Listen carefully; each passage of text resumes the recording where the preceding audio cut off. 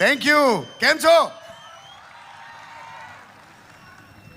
મને હમણાં તુષાર સરે એમ કીધું ને કે એરલાઇનમાં પણ પલાઠી વાળીને બેસે, એ બહુ સત્ય વાત છે.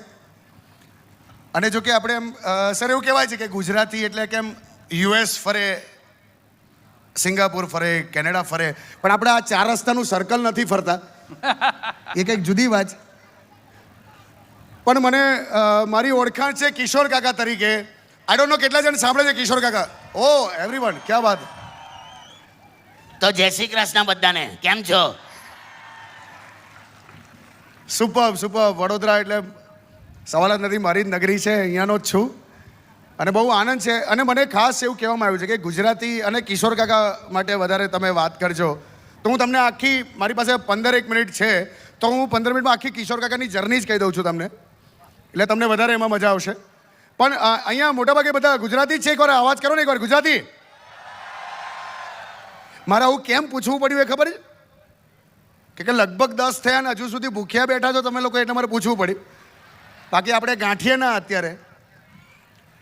બહુ આનંદની વાત. જોકે સાહેબ તમે કોઈ પણ શહેરમાં જાઓ, ગુજરાતી ઓળખવો બહુ જ સહેલો છે.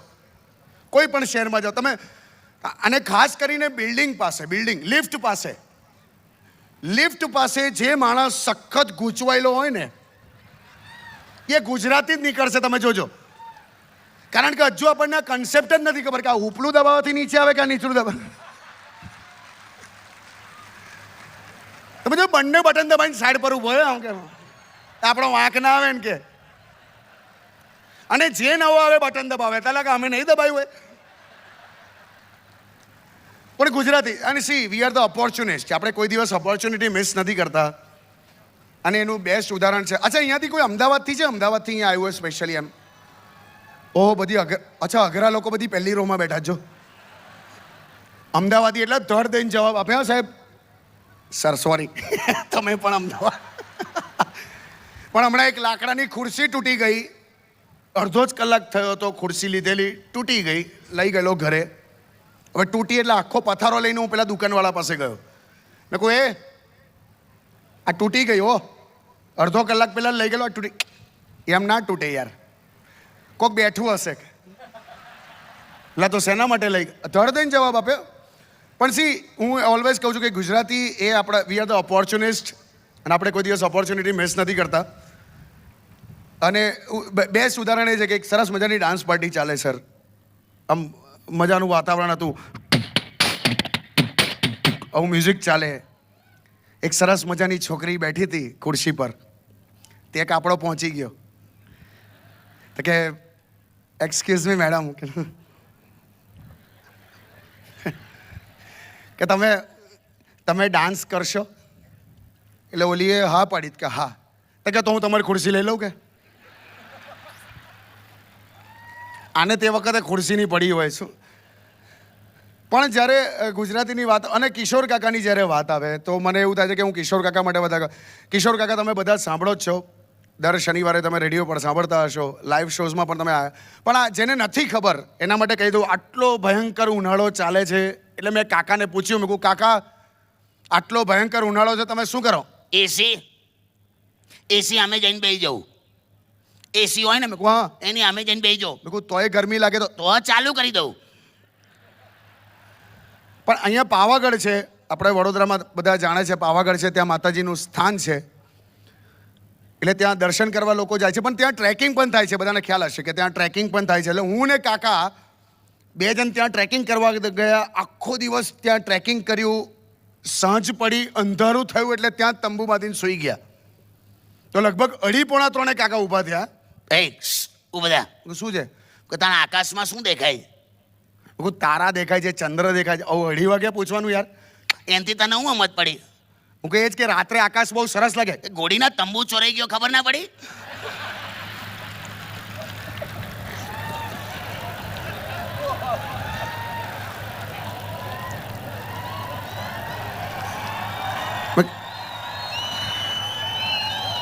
મેં કીધું હા, આપણે તો અંદર સૂતા હતા. પણ હવે આ કેરેક્ટર, અને મને એવું થાય કે ઘણા લોકોના મનમાં એવું હશે કે આ કેરેક્ટર કેવું હશે એમ, કે એની આખી જિંદગીનું આખું એક એની આખી જર્ની કેવી હશે એટલે મેં પૂછ્યું મેં કહું કાકા તમારા જન્મથી મને કહો એમ. કે હું પહેલેથી લેડીઝનો ફેવરેટ હતો.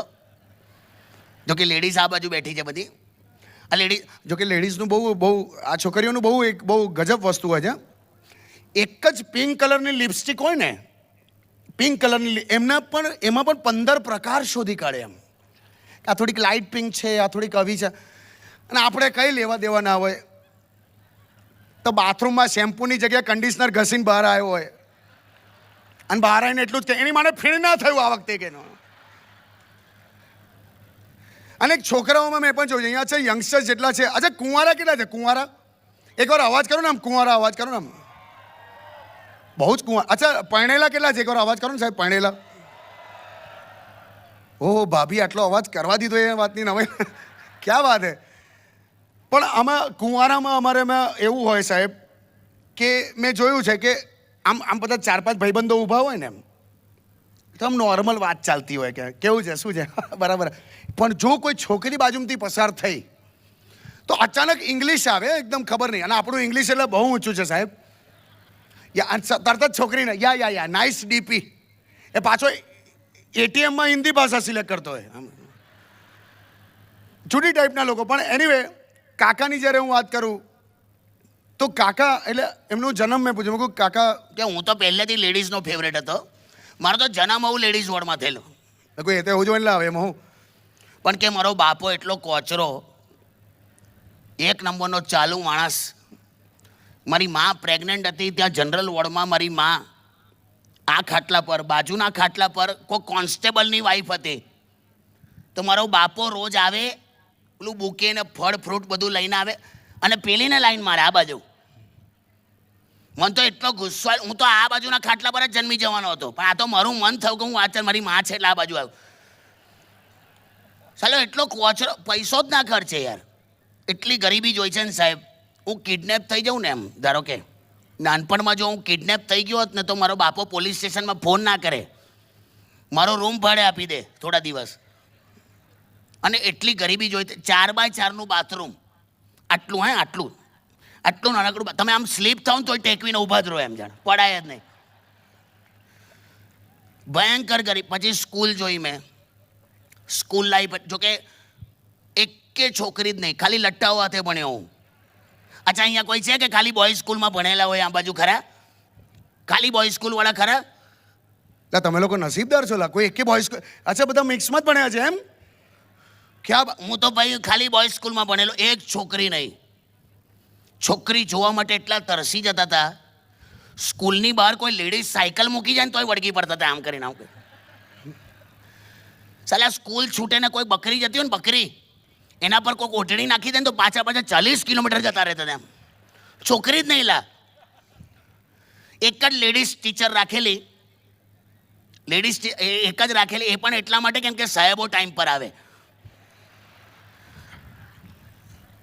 એક છોકરી પછી કે અમારી સ્કૂલ હોકીમાં નંબર 1 હતી. હા ક્યાં વાત હે? એટલે સ્પોર્ટ્સમાં? ના નાની વાતે છોકરાઓ હોકી કરતા હતા એમ કે બે તારી હમણાં.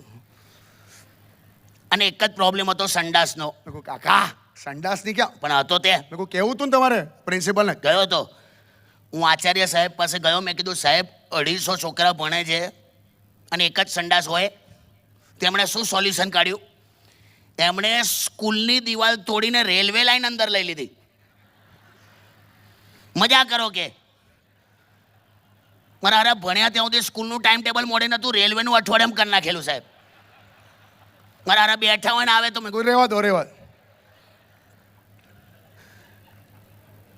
પછી તો કોલેજના છોકરાઓ, તમને ખ્યાલ છે કોલેજના છોકરાઓમાં 3 જ વાતો થાય નોર્મલી. આ 3 જ વાક્યો હોય. આ મારી વાળી, આ તારી વાળી, અને આ કોઈના હાથમાં ના આવે એ વાળી. હા, અમુક છોકરીઓ એટલી બ્યુટીફુલ હોય ને કે છોકરાઓ પોતાની જાતને અંદરથી જ રિજેક્ટ કરી નાખે કે આ નહીં આવે. પણ મેં જોયું છે તમારા જનરેશનમાં છોકરીઓમાં, મેં જોયું છે આ સ્કૂલના કોલેજમાં પેલો પ્રોફેસર આમ આવતો હોય, આમ ચાલતો આવતો હોય તો પણ આ બોયફ્રેન્ડ એના ગર્લફ્રેન્ડના ખોળામાં માથું મૂકીને હૂતો હોય આમ, અને પેલી આમ કરે. કાકા તમે પણ કરતા હશો ને? ના, અમારા બધા ગામડાની છોકરીઓ લા. તમે ખોળામાં માથું મૂકો, બહુ બધો જૂ કાઢી આલે માથામાંથી, બીજું કાઢ. અને પછી થયું મેરેજ. અચ્છા, તમે લોકોએ કાકીને જોઈ છે? કાકી, અચ્છા આ બાજુ શું, કાકી તમારી ફેવરેટ છે એમ? તું શેનો ચીસો તું મારો સાડુભાઈ છે, તું શેનો એ કરે છો? તો પણ કાકી, અચ્છા પણ કાકી પણ આવી જ છે, ભયંકર ઉત્સાહી. સાંભળો ને,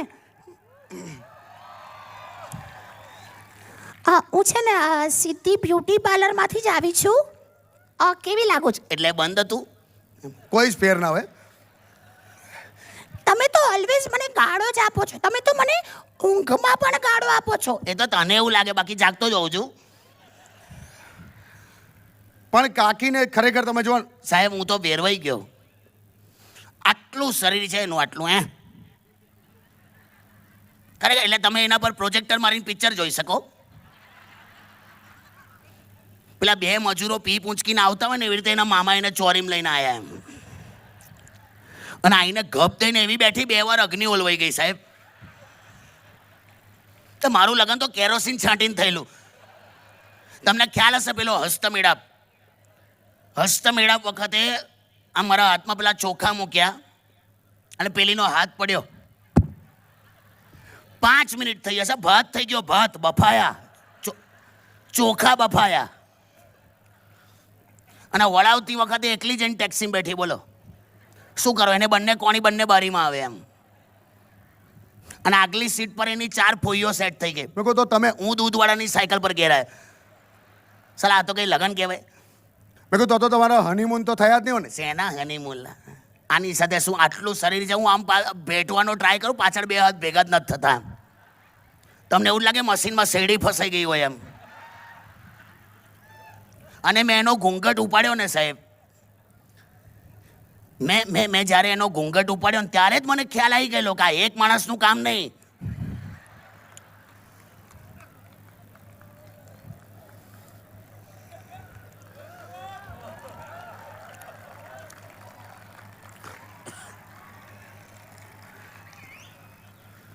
અને કાકાને કોઈ પણ તહેવાર, તમે આપણે જ્યારે તહેવારની વાત કરીએ તો કોઈ પણ તહેવાર એમને ગમતો. જન્માષ્ટમી, મેં એમને પૂછ્યું, મેં કહ્યું જન્માષ્ટમીનું શું લો છો? હું તો બેરવાઈ ગયો લા. પેલો પંજરીનો પ્રસાદ આવે ને, પંજરી ના હોય, મેં કહ્યું શું? પેલું કથ્થાઈ કલરનું ના હોય, પાવડર જેવું, પેલું ધાણા જીરું હોય ને, ધાણા જીરું એને વાટી કાઢવાનું, એમાં ખાંડ નાખવાની. મેં કહ્યું હા, તે શું? તો કે અમારા રસોડામાં પેલો સુથાર ફર્નિચરનું કામ કરતો હતો, તો બધો લાકડાનો વેર તપેલીમાં ભેગો કરેલો ભૂકો. મેં પંજરી સમજીને 2 ફાંકા મારી ગયો. હું તો શું વાત કરું? હા યાર, કે બહુ છૂંક આવે. મેં કહું બાથરૂમ જે બહુ વાત. મેં કહું શું કરશો? આટલું બધું લાકડું પેટમાં ગયું. હું શું કહું છું, આટલું બધું લાકડું પેટમાં ગયું, 2 ચમચી ઉધઈ ખાઈ જાઉં. પેલા આ તો કઈ સોલ્યુશન. મેં કહું સંડાસ જઈ જાઓ, ટોયલેટ જેવો એટલે નીકળી જાય. કે હું આટલું બધું લાકડું પેટમાં ગયું છે ને જો હું બાથરૂમ જાઉં તો કે પાછળથી ભમેડો નહીં પડે ને? મેં કહું ના પડે હો. શું ભમેડો? પણ એમના પ્રશ્નો તમે, અને અત્યારે તો આ ઉનાળો છે, પણ સાહેબ શિયાળાની વાત કરું, એક છેલ્લી વાત કરું. શિયાળાની જ્યારે વાત કરું ને તો તમને ખ્યાલ છે આપણે ત્યાં શિયાળો પણ એવો અદ્ભુત પડે છે, ઉનાળો પણ એવો છે. પણ શિયાળામાં મેં પૂછ્યું, મેં કહું કાકા તમને જાન્યુઆરી ફેબ્રુઆરીની વાત, કેવું શિયાળામાં શું તકલીફ? શિયાળામાં કે એક જ તકલીફ, આખી રાત મસ્ત આમ ગરમાવામાં મસ્ત સૂતા હોય, સવારના પોરમાં 6 વાગે તમે આમ રજાઈ ખોલો, એવો ઠંડીનો ભપકારો વાગે ને આમ, કે પછી ઊભો થઈને જે સંડાસ જવાનો ટાઈમ હોય છે ને, હા પણ હવે દરેક વાતમાં શું સંડાસ? પણ હોય સાંભળ ને, કે એમાં કે દરેક પેલું વેસ્ટર્ન ટોયલેટ આવે, તમને ખ્યાલ હશે, બધા વેસ્ટર્ન ટોયલેટ આવે છે, આમ પેલું ખુરશી, જો કાપેલી ખુરશી જેવું હોય આમ, એમાં પાછી પેલી જેટ સિસ્ટમ આવે છે. એટલે જેટ હવે અમુકમાં હાવ સટાક દઈને છૂટતી હોય, અમુકમાં હાવ દદોડી પડતી હોય, તો જેવું જેનું જેટ. અમુક તો એવું હોય કે આપણે એડજસ્ટ થવું પડે આમ કરીને, આમ આડી છૂટતી હોય આમ. પણ શિયાળામાં સાહેબ, શિયાળામાં તમે આવી વેસ્ટર્ન ટોયલેટમાં પેલા જેવા આમ બેઠો ને તમે જેવો જેટ ચાલુ કરો ને સાહેબ, સફાકલે એવું છૂટે ને તમે 1 સેકન્ડમાં ફ્રેશ થઈ જાઓ, ખબર છે? તો મેં તમારી કાકીને રજૂઆત કરી, મેં કહું સાલું આટલું બધું ઠંડુ છૂટે છે, આનું કંઈક કરવું પડશે. તેણે શું સોલ્યુશન કાઢ્યું ખબર સાહેબ? એણે ગીઝરની ટોટી ચેટમાં ગાલી. મને ખબર નહીં, હજુ ગજવામાં બર્નોલ છે જો. Thank you so much ladies and gentleman, that was my time. Love you all, love you Vadodara.